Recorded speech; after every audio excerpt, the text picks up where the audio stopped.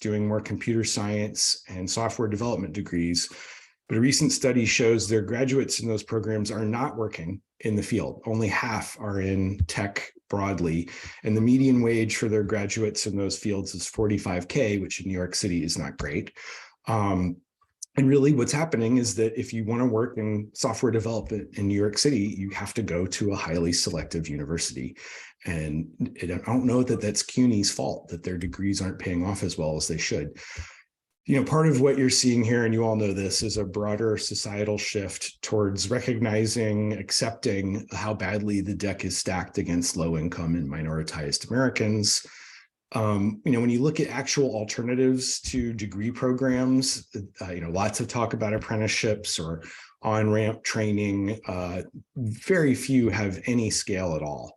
You know, the only real alternative to college, to a four-year liberal arts education I've ever seen, is a very small school in New York City called the Marcy Lab School. Super cool. Only 300 students though. It costs $35,000 per student to deliver their education, but those students, unlike the CUNY grads, are making $110K on average in Manhattan. But most of these experiments are very small.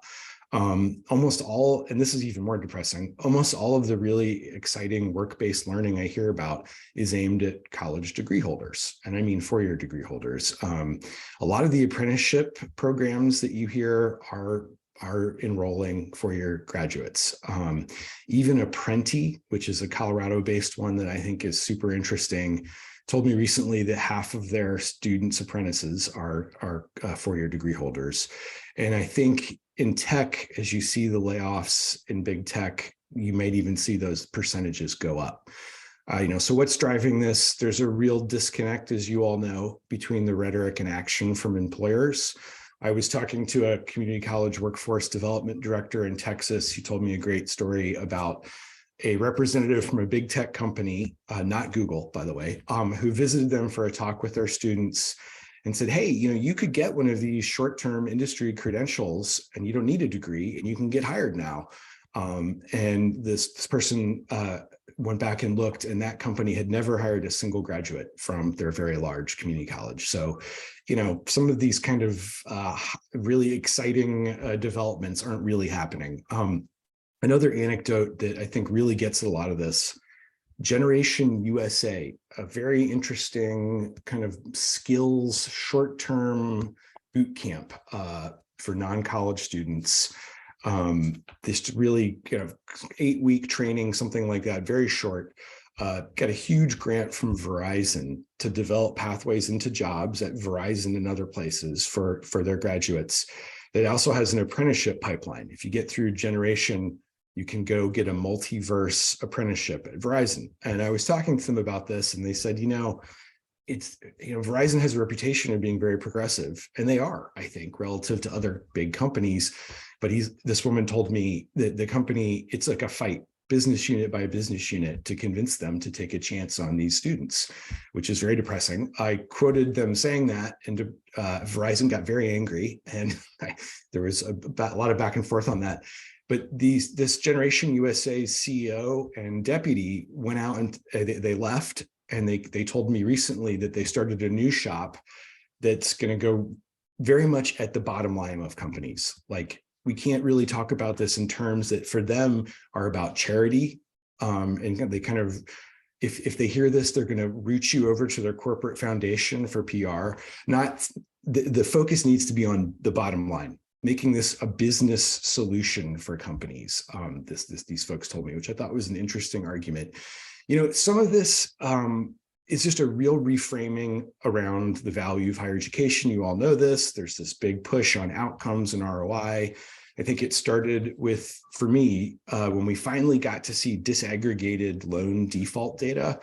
Super depressing. 50% of all Black college students who borrow to go to college, that's about 85 of students total, will default on their loans. So fully half are defaulting.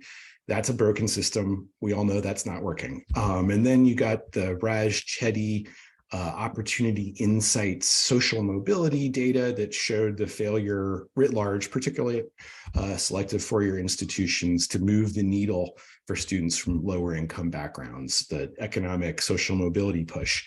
But the good news kind of is I think we're seeing more data that shows this isn't really all a higher ed problem. Obviously, we knew that.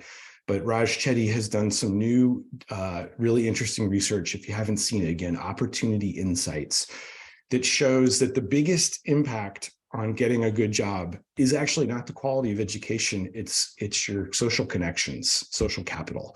Again, things I think we all know, but there's data to back that up. So this gets at the heightened importance on good employer partnerships, which I know are a lot easier to do than to say. And again, I'm a layperson, but I just heard recently there's a lot of work to be done. There's a forthcoming survey from a group called Breakthrough Tech, which is a fascinating organization that tries to get women in tech fields micro internships so that they can get internships so that they can get jobs, really starting at the very beginning of the pipeline. But they surveyed 4-year and 2-year institutions about whether or not what they're doing to improve career services and exploration. And only 5% said they were working on internships, which is quite low. I had a senior leader in the 2-year space, a veteran community college president, an advocate for the sector, who told me recently that she would say about 5 to 10% of community colleges are really doing enough to prioritize employer connections, which is a low number. I realize you all have a lot of competing priorities. I know there's a learning loss crisis that is enormous. I also realize that the high demand fields, the jobs that are in the most demand, are often the most expensive to offer for your colleges. The equipment is expensive. The instructors are hard to hire. So what to do? I hope you all saw that handbook that Pima Community College in Arizona uses to formalize its employer advisory boards. I don't know how useful that is, but I really liked what they said was we make this formal. We make this isn't like, hey, come here and we'll talk. No, you have a job and we're going to define the job in an advisory role. And it reminded me of the way Pima looks at this, of the institutions nationally that have had the most success for transfer, Valencia College in Florida being one of the best. They integrated completion and transfer across everything, faculty, reward structures, everything. And it's kind of boring blocking and tackling work here, but making it an actual institutional priority is part of why I wanted to circulate that. And if you get a chance, he's much better than I am. Ian Rourke at Pima Community College is their workforce development director. He's a really interesting guy. He stresses the need for leadership to accept that some of those high demand, high cost programs are just never going to break even. I think starting at the top, accepting that, he's saying, is a good way to get started. And that's, automotive technology in their world, aviation tech, building construction, some of those fields that people are going to get jobs are going to be loss leaders. And, at Pima, they have to find revenue elsewhere. And unfortunately for them, they have a lot of experience in that, because you might not know this, the state cut them off totally years ago. Pima gets no state money at all. Neither does Maricopa. Arizona is always kind of like a turbocharged environment for bad funding. So they offset the program costs in those high demand fields with corporate money from custom employee training and short-term credential programs. Pretty good economy there. It's a big caveat here. I don't know how this works at places that don't have those sort of high-flying companies. But I'll quote Karen Stout from Achieving the Dream, who many of you may know. Community colleges, she says, must take a more active role in bringing career-aligned education to the community and be open to using credentials that are created by industry, which I thought was an interesting argument. She also says, and you all know this, a lot of people in community colleges have been burned by creating customized credential programs because the employers don't hire their graduates. And that, again, underlines the need for real engagement. And I am seeing examples that feel different about this. So I'll start listing a few of those. A small rural college in Georgia, West Georgia Technical. It's got some big cities near it, though, but it's doing customized training of cohorts of Delta employees right now, 500 a year, Delta Airlines. And just an interesting program. I can send around some paper on that's new and seems to be working. Another one I've talked to is Austin Community College. They successfully negotiated for $5 million from the governor's office to build a wet lab biotech space on their campus. And they leased the lab to emerging companies, and it's Austin, so there are a lot of those. The companies in exchange have to hire their students as interns. The students work in the biotech lab, and it's working, and they're expanding it. They're doing 3 of these incubators. They just started one in fashion, which I thought was an interesting one, not a tech field. And again, like, just having the employers in the space, they told me, was a real key to getting that sort of long-term relationship that's real, and actually seeing students in action. If y'all haven't checked out Broward College in Florida, they seem like a really interesting one in this work. And by the way, they are very aggressive in talking about careers. They say their job is to help students get a job first, not an education, which is controversial, I think, probably still in higher ed. But they really embrace this community hub approach. They looked at their kind of micro zip codes of Broward. They have a low unemployment rate there, but they have zip codes that have very high unemployment rates. And so they decided to create centers in 26 of those neighborhoods. And what they did is they reached out to the Urban League, and they got boys and girls club centers. Again, like working with what you have instead of trying to build something new. In 26 of those neighborhoods, where they offer free short-term training developed in partnership with industries. And it's 3,300 students last year, so not small numbers. And, just to kind of close on examples here, I do think the desperation is real. I don't know your markets. I don't know how hard you've tried with some of these employers, but, I do occasionally hear from employers, to be really blunt, that say, in allied health would be one. We've tried to talk to our local community college about a program, and they weren't interested. And that's a surprising story to me. But to give you one that I think is really positive, optics manufacturing. Does anyone have an optics manufacturing program in this group, by the way? Yeah, I don't know how big that is in your region, but it's big nationwide. So these are the lenses for cameras, for everything: computers, satellites, medical, cars. We have a lot of cameras these days, as you probably know. They cannot meet the demand. It's literally a national crisis, and I'll get to that in a second. But it's a really good field for students who like working with their hands. It's a blend of art and science. Musicians, jewelers really like it. I heard about this space because of a new trade group called the American Center for Optics Manufacturing, which, interestingly, and kind of off the record, almost all their funding comes from the Pentagon, which again has determined that this is a national security crisis, that we don't have people to do these jobs. The jobs pay really well. You can get a $60K job with a 1-year certificate, or literally $100,000 a year job with a 2-year degree. Even a 3-course certificate can get you in the door. Monroe Community College in Rochester, New York, which is like the headquarters of optics manufacturing worldwide, is probably the best, most developed program. They had 43 grads last year, though. That's not a lot. And all were hired before they graduated. But they have 500 open positions in Rochester right now. So even Monroe has struggled to prioritize this. And, from what I heard, the industry will pay. Like they will help you create these programs. And I know that the American Center for Optics Manufacturing would love you to call them. So I don't know how many of those sort of industries are out there, but I think there are some. And those connections are what I try to write about. The U.S. Department of Commerce just released its $500 million Good Jobs Challenge.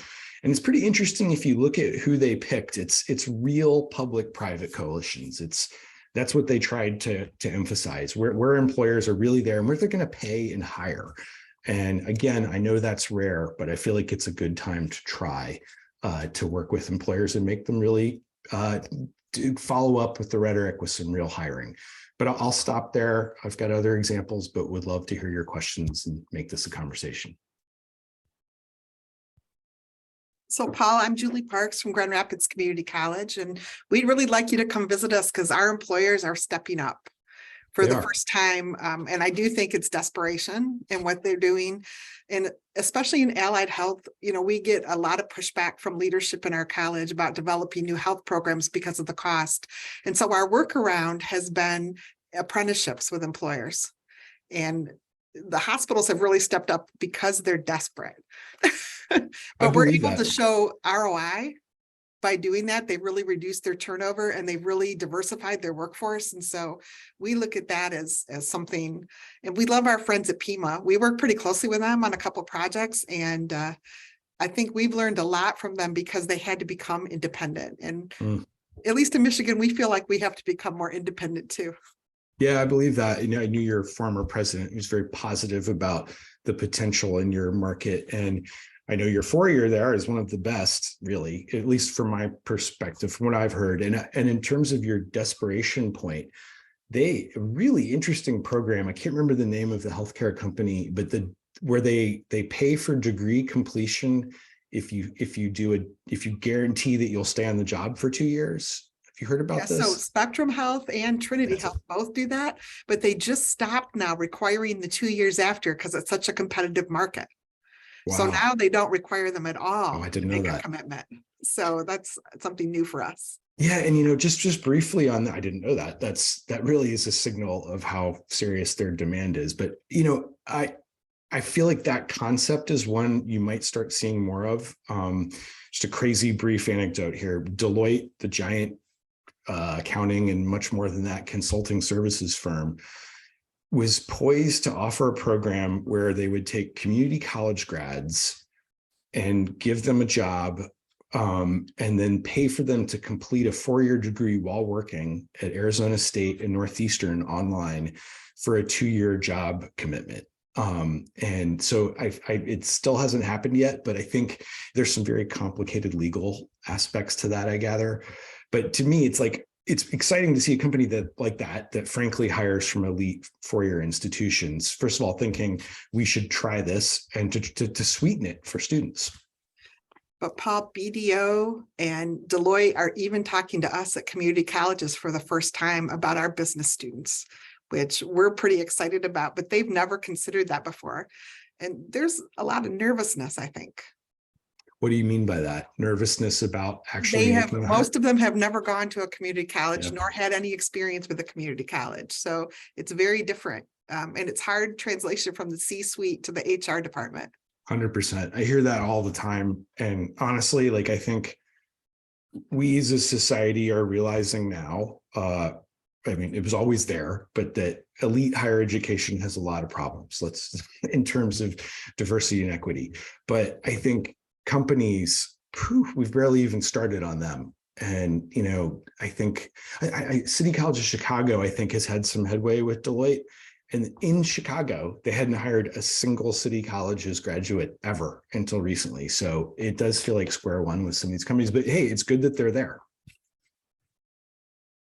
Can I ask, and for anyone, I mean, who is the right person at a company to drive the change? I hear this a lot, like the CEO, I mean, they can only do so much in terms of HR actually making the change. So it's the business unit head, I hear, is who you really need to get. But I'm just we say it's the operations managers in manufacturing. If we can get the operations managers on board, we're in good shape. Lorena, you should talk about in healthcare? What are those mid-level managers that have been helping you? Who has been our specialists, right, in the areas that we've been working on. So for our EEG apprenticeship has been the recruitment specialist for that, and that department head. For our surgical tech has been the department heads, and yeah, so. And is it? And then also having HR, upper level HR knowing what we're doing, right? So it's a combination. They need to also know that what each of those departments are doing. I'm sorry I'm more comfortable, as you may tell, asking questions and answering them. But is there a way to overcome the doubts and fears for people who haven't had experience with community colleges? Like, what are the arguments of why you should try this that seem to work best, be most persuasive, if you don't mind? Anyone? Well, I know the rest of you have. I say we work hard. We find someone who's really interested, and we work hard to get them on board, and then we let them be our spokesperson. And that's been the most effective way for us to do it. It's like you have to prove yourself first, and then it's easy. It's funny when you say that, it reminds me of making any change in higher ed, get the faculty member on board and let them be your champion. Paul, I know we have a couple of small rural colleges on the line here, and I'm wondering how they're responding to this, or do they, are things different in a smaller market? Yeah, I would love to, just to piggyback on that excellent question. I feel like those issues get really lost. For me, it's a huge weakness. I talk to Amazon and Google, and that's great. But small markets, it's really hard to generalize about any lessons. So please jump in.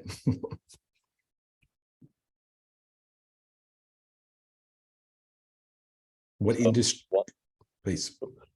So one thing like we've noticed with like helping get companies on board, like here at WCC, is just actually getting them to come to campus and see our labs and see our equipment and what we're actually doing with the students. That's a big one for us. Once they show up, they're usually on board once they've seen what we're doing.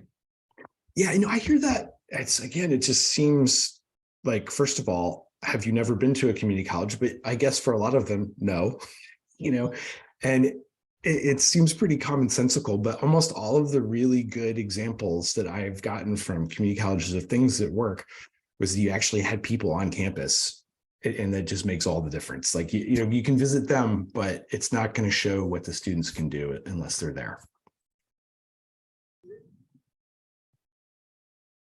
What industries in your region are the most ripe for that sort of relationship building, do you think? Well, so for the two of us, like Ashley is one of the welding instructors. I'm a mechatronics instructor. So sadly, around right here, because we're in Washtenaw County, it's a lot of auto manufacturers. Mm-hmm. So it's getting a lot of that kind of production just in here and seeing the equipment. And like we've got a lab with a bunch of robots and PLCs and all that kind of equipment. We're currently in the process of rebuilding a bunch of that. So showing them too, like some of the cells that are currently in process of being built and purchased has been helpful. And please. We're spoiled over here. We've gotten a couple of really good like Pell Grant infusions to our program. So I think a lot of times actually when we do actually get the opportunity to bring employers to campus and show them what we're capable of here, they're really surprised and impressed. They think of community colleges as one thing in their mind, but then when they see it in action, I think they're impressed, they're surprised. It's a lot more than what they might have been expecting, a lot more tech savvy and tech focused. Yeah. A big thing too for like the program that I work with the mechatronics program is a lot of schools buy like the Fain cert carts, the Amatrol trainers, all that stuff. And we've actually built a lot of our own stuff to actually better coordinate with integration as opposed to just here's the robot, here's a PLC, here's like the individual pieces. And we've gone, no, we don't have individual pieces. Here's the whole thing. And the students are working on the whole thing all the time. Is that, do you get help from industry ever in paying for material for that? Or is it? Yes and no. Usually it's more like we have gotten donations of like companies giving us a robot or giving us equipment. Like on our CNC side, we just had Zoller come in and they donated an entire tool setting setup. Like they donated the tool setter and a bunch of the tool management equipment and software. Typically, we just get educational discounts when we purchase things. That's about it. Well, and that's, I hear this a lot. And again, just being a generalist layperson in Washington is not the best vantage point to really understand this stuff. But it does feel like in certain industries, they're desperate enough where there's a little bit more openness to the idea that you're going to have to start paying. You're going to have to start helping. But, and that's being open at the C-suite level and actually doing it is a big disconnect, to say the least. I see a hand. Yep. Yeah. So for our healthcare program over here, we have one of our employers who is putting $60,000 to hire the program director for our anesthesia program and an apprenticeship. So there are employers, they are very interested in building that relationship, right? And like Julie Park said, they're the ones that are helping us move this along faster with all of our partners. That's great. Yeah. And I mean, obviously, I don't know how much you're looking at in Michigan, but a lot of the workforce money from the pandemic relief funds has yet to be allocated. And I think we're going to see certainly more apprenticeship public funding than ever before. And that's not saying much, but there is going to be, in some states, it's a lot that's coming down the pike soon. And, I think the goal there is to make this not be a one-time infusion that goes away, that the value is shown, that employers have confidence in the apprenticeship model and will start paying for it. But, again, that hasn't happened in the past. What type of apprenticeships are you all seeing interest in apprenticeships? And if so, which type of ones seem most promising? Because that's something we hear a lot about. Like I said this earlier, but I find it extremely depressing. So what I hear a lot of is employers are, particularly not big ones, are interested in apprenticeships, but they don't want to go through the process of registering one, which is a huge red tape nightmare. And even if it's not a federally registered apprenticeship, they want something that's basically plug and play. And there are a bunch of providers out there trying to help with that. Multiverse is one. There's open classrooms. There's a bunch out there. But again, most of the providers, and some of them are getting federal and state money. Like Apprenti just got 25 million from the federal government. But again, like most of them, they're the best one that I've heard of. It's just as four-year degree holders, which is like we're replicating privilege all over again. Like we're helping liberal arts grads get workplace relevant skills, which I'm sure that's needed, but it just trying to get that model, particularly if it's a degree completion apprenticeship in the 2-year sector, seems like a big slog. And I'm always trying to find ways to push on companies about that. So I'm interested in what works, if anything, in your campuses. Well, we have a really good relationship with our workforce board, West Michigan Works. And so they hold the standard so we can have a lot of small companies have apprenticeships with us. So we have over 900 apprentices at the college. Wow. And a lot of them are certificate program apprenticeships, but we build them so people can continue on to get degrees if they want to. It's really been a great model for us and brought a lot of money in for those employers. I mean, healthcare employers are going crazy on apprenticeships here, which is an awesome thing. And then tech is a little bit slower. The tech people have a really hard time with this, but now we have culinary and we run a brewery, and now the brew houses are starting to use apprenticeships. And so it's not 4-year and 6-year apprenticeships. It's short apprenticeships, 1 year, 18 months and to move on. Yeah, and those, I mean, I that's really interesting. By the way, big fan of Michigan breweries. As a native Ohioan, they are better. I'll say it. But I think the non-traditional apprenticeship, in some cases, I'm not sure technically is even an apprenticeship. It's that last mile training, whatever you want to call it. I mean, 18 months is getting close, but if it's a 6 month apprenticeship, that's a different type of model than I think we've seen in this country. And it seems to be one that's really appealing to employers. Are there thoughts, concerns, questions, things I got wrong? This is a hard space to get your arms around as a journalist. So I welcome that feedback.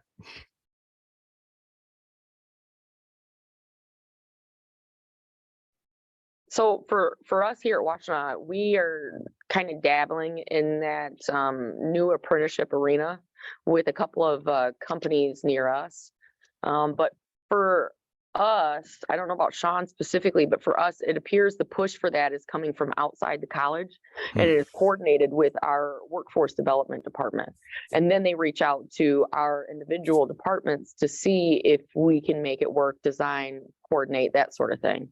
But so far, it's been super helpful to have somebody else coordinating that with the employer and then coming to us with either solutions, answers already before anything starts. Yeah, Sean and Ashley, do you have an apprenticeship coordinator at your college? I think we do, and they're pretty new. I think it's only been in the last 2 years, if I'm not mistaken, but we've had a workforce development area for a long time. But that apprenticeship thing, that piece is new, I think. So yeah, again, it's privilege, right? Saying somebody else within our organization helps organize it, helps facilitate it, and then comes to us when we're ready to partner in that way. So Paul, what do you hear about programs like the ones that McDonald's does, or the education programs? Are they working? Are people going to school? The education benefit programs, the tuition benefits, that's what you mean? Yeah, I mean, so historically, as you all probably know, those programs were aimed at largely white male managers who never finished their bachelor's degree. That kind of a not really emphasized retention perk for mid-level employees.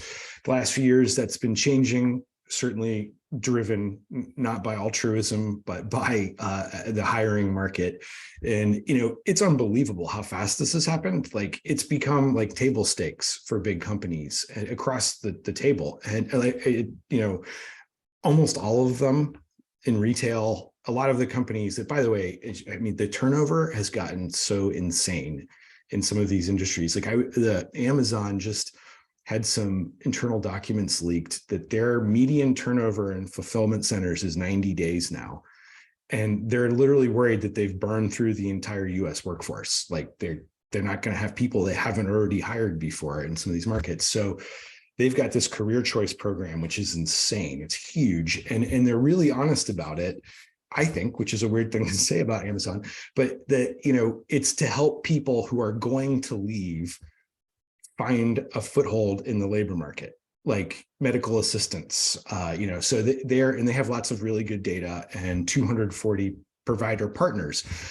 And I'm going to get to this in a second, but it feels like I don't hear about community colleges in that space very much. The big three, there's companies now that work with companies to administer these programs. Guild is the most high profile one. EdAssist from Bright Horizons is another one. And InStride, which is a pretty new startup, actually kind of related to Arizona State, which is all over the place and everything now. But the healthcare companies are absolutely massive growth there. Guild, I think it was yesterday, announced a partnership with 17 new healthcare companies. And are they working? I don't know. Historically, the uptake on those benefits for frontline workers are pathetic, like 1% or less. They're up though. And there's some data showing recently that, 5% in some of these big companies. And again, like workers are expecting that benefit. They want that benefit. And to me, like the gold standard, which we haven't really seen emerge yet, is a big company that has a university or community college partner that can offer credit for prior learning based on workers' skills in jobs and can offer them kind of stackable credentials to progress in their job that would be portable to another job. And I do think some of them are working on that. There's progress. There are community colleges that are starting to be part of the mix. But it's a pretty early stage in the frontline worker focus there. And they're all pretty private about the numbers of students they've served, but it's a lot. And, I think I haven't been able to confirm this, but, some institutions, a work college, HBCU in Texas, Paul Quinn College, really fascinating model if you haven't seen it. They've designed the entire HBCU around work and work experience, but a large percentage of their incoming students are Guild corporate education benefit students. So they kind of like fit with a good college partner seems to be something that they're getting a little more customized with. But I will say kind of from a community college standpoint, potentially a worrisome note.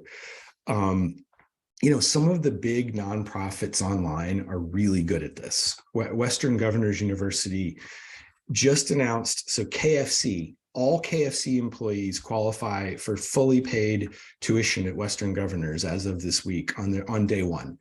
And Western Governors is just able to move so fast to kind of customize these programs It worries me a little bit about community colleges being able to break into that.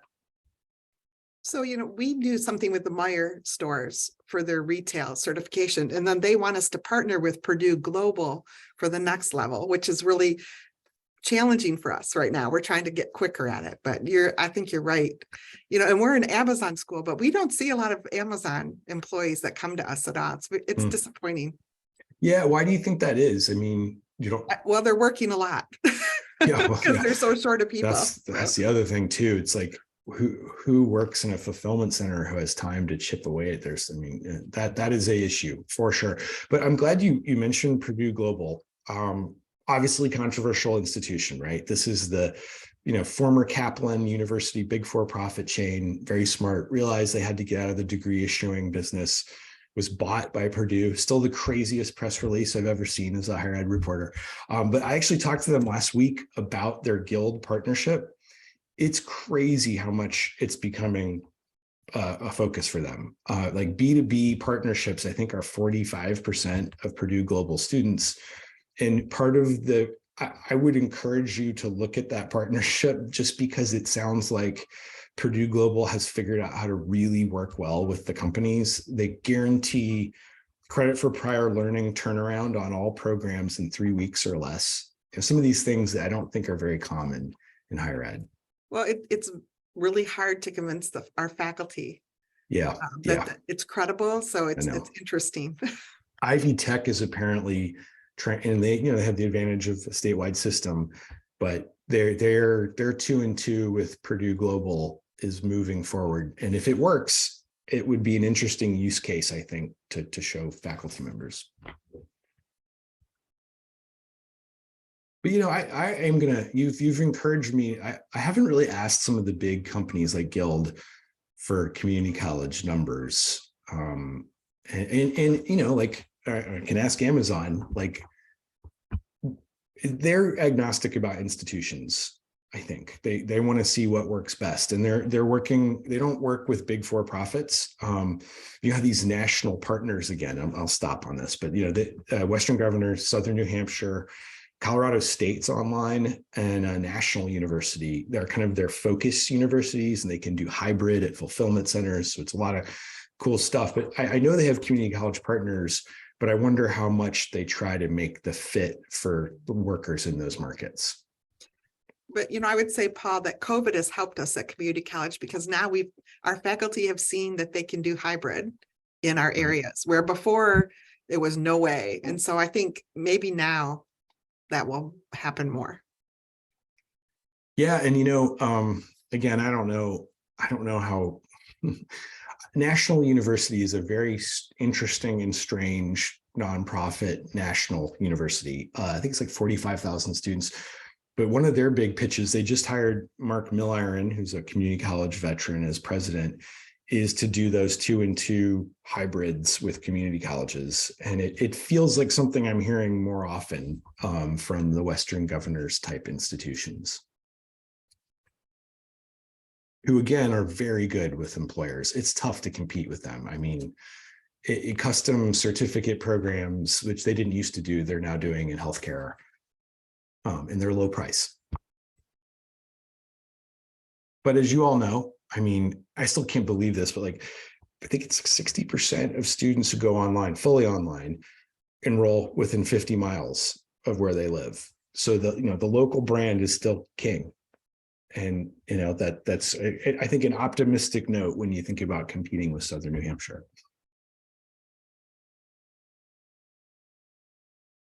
Other questions? I'm going to follow up on Guild though. It's a good and Amazon. Just before I forget, this is just a weird example of how fast the space is moving. Amazon, one of their partners is this company called Outlier, which it's so weird. So have you all seen Masterclass? You know what that is? So the co-founder of Masterclass started this thing Outlier, which is similar in super high-end production. You can't compete with this production. I don't know how they spend a lot of money on it for online courses. So, basically celebrity style instructors, but they have accreditation. They via University of Pittsburgh's Johnstown campus, they're now accredited courses. And so, they just did a 2-year degree accredited partnership with Golden Gate University, which is a private nonprofit. So they can issue 2-year degrees, and they are a focused, I think, a high profile Amazon partner. And you can see the appeal of that. And to me, it's like, it reminds me of like remember Ivy Bridge a while back? I thought it was a fascinating model. It's a 2-year degree program administered by a for-profit partner with Tiffin University in Ohio, which was at the time a struggling small private. It got shut down by HLC. There was a lawsuit. All sorts of things happened. It was in the kind of early crackdown on for-profits during the Obama administration. But I think you're seeing more of these players that want to get into the 2-year online space. Hey, Paul, can you speak a little bit to like the role of accreditation? And now I know accreditation is changing with people being able to pick the national accreditors. Do you have thoughts on accreditors and relationships between colleges and accreditors? I do. Yeah. I mean, first of all, like, everybody likes to pick on accreditors. A super hard job. I mean, and also like a politically incredibly challenging job. And, the Western accreditor, WASC, or whatever it's called now, it changed its name. But it's run by a former Obama administration official whose job it was to go around the country and listen to people on the ratings plan. Remember, they were going to rate colleges on outcomes. So they know kind of where what the tea leaves say, I think, in terms of policy, and this focus on outcomes. I think the accreditors are probably on board more than people might think. And I think that, obviously has something to do with employment outcomes. And also, I just think, they get criticized a lot for being impediments to innovation, but I would not sleep on them accrediting some interesting experiments. I think I mentioned just earlier this French company, Open Classrooms, which is so interesting. They're going to get regional accreditation, and that means they can issue degrees. So what they do, I'll be very brief, but they partner with a subsidiary of Year Up. You all know what Year Up is, right? Like, huge network of alums who, because of the things I started with, have had a hard time, many of them breaking into good jobs. So they get moved over to UPro, which is a subsidiary it's a public benefit corporation that's basically a staffing firm for Year Up completers. And they have these massive employer networks that are hungry for their graduates. They actually have built the employer pipeline. So they partnered with Open Classrooms for basically one of those turnkey apprenticeships, where if you're an employer, you can hire their students as apprentices. You don't have to do any paperwork. They're the employer of record. But I know UPro, they don't have enough students. They don't have, even with the Year Up grads, they're very hungry for partners who would like to have their students have jobs lined up, and they have them lined up.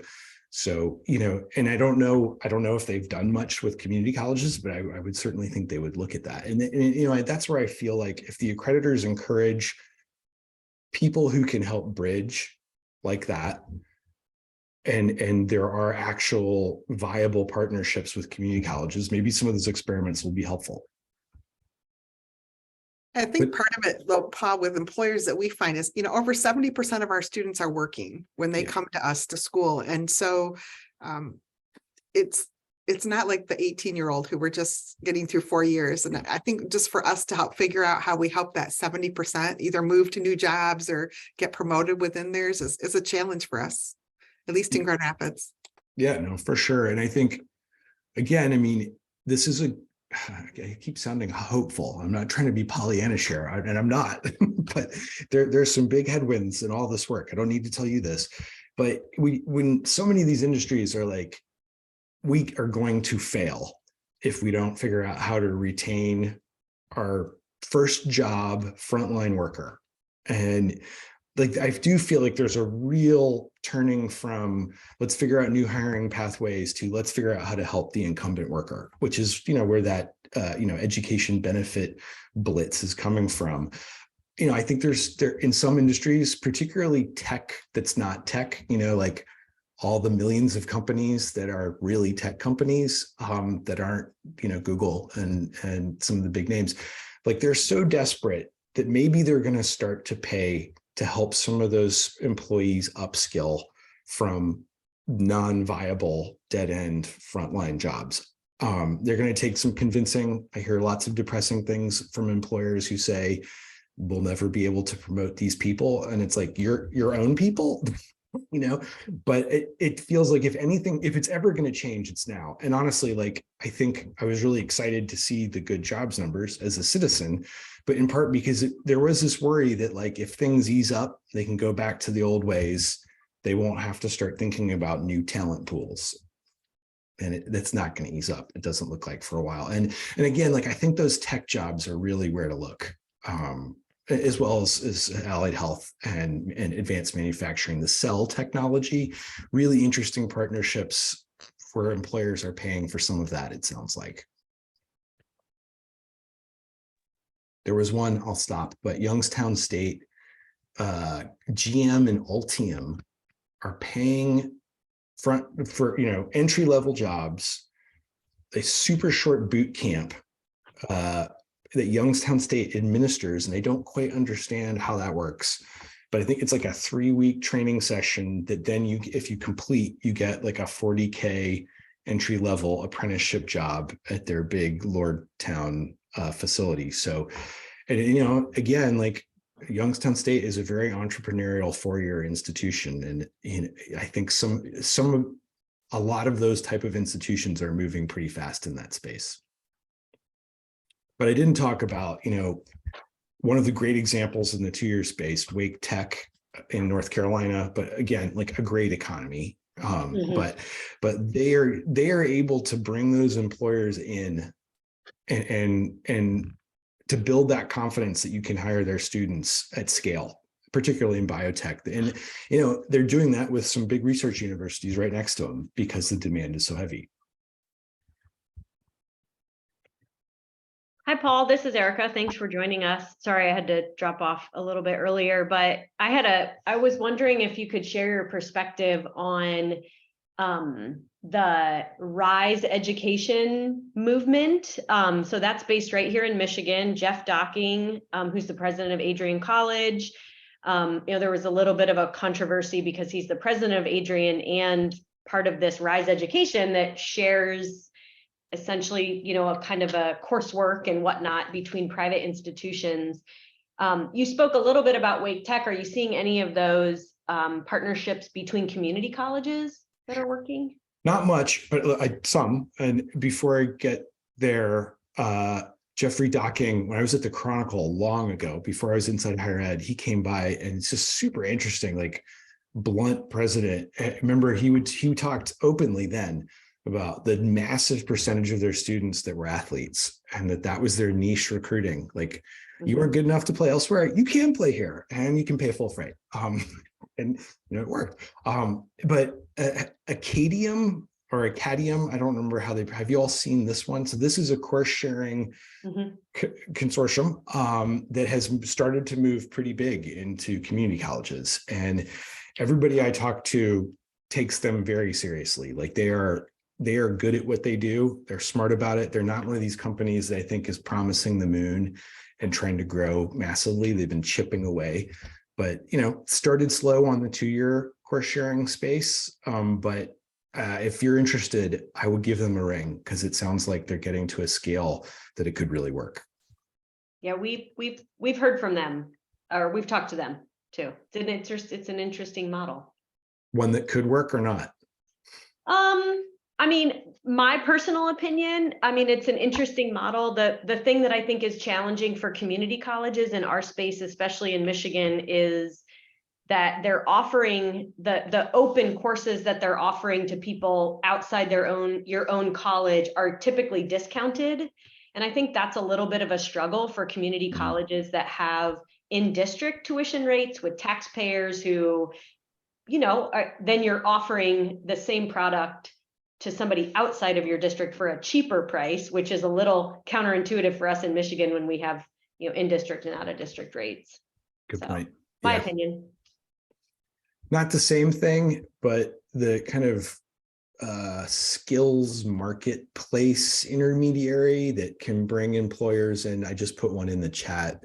Unmuddle, I haven't checked on them in a year and a half, so I don't know how fast they've gone, but they had CVS and some other big employers, you know, that would be able to access a national network of community colleges for programs. And they have Pima. Yeah, Pima's everywhere. They're very entrepreneurial. And, you know, like to your point about Grand Rapids having a good workforce board, I feel like some of the best examples I'm hearing is where you have, I mean, I hate to say it, but that space, it sounds like, was ripe for innovation as well in America. And it's hard work, you know, but pretty pro forma for a lot of the job centers, it sounds like. But I keep hearing about ones that have kind of broken the mold, bringing a lot of private philanthropy, get the companies in there to start paying and introduce them to colleges. I'm here in Maryland. Prince George's County Community College is a really good one. The San Diego Workforce Board is really good too. And like accepting the role that their job is to push the employers to pay up for talent and making the introductions. And I don't know how common that is, but it seems like there's a little nascent movement among the workforce boards to do that. We just want you to know that we're the best, Paul, because we won the national award from the National Association of Workforce Boards. Nice. I did see that. Now that you mention it. Come on, Michigan's okay. Hey, Michigan, what are you talking about? You all get lots of love from the national scene. Maybe not enough. With beer too.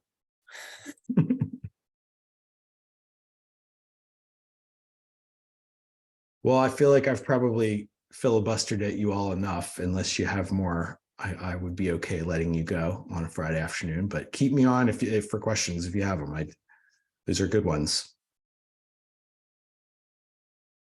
Thanks so much for spending this time with us, Paul. We really appreciate it. This is a raise your hand or speak now, or we will give you back 28 minutes of your Friday afternoon. And thank you very much. Thank you. Honestly, the questions you asked really will help me and reach out. I would love to talk more with any of you if are always interested in your work. Thanks much. I will put some of the links of the organizations Paul talked about on our Padlet, and also Paul's email if you want to reach out to him. So thank you all very much, and I'll see you some of you on March 10th. Thanks.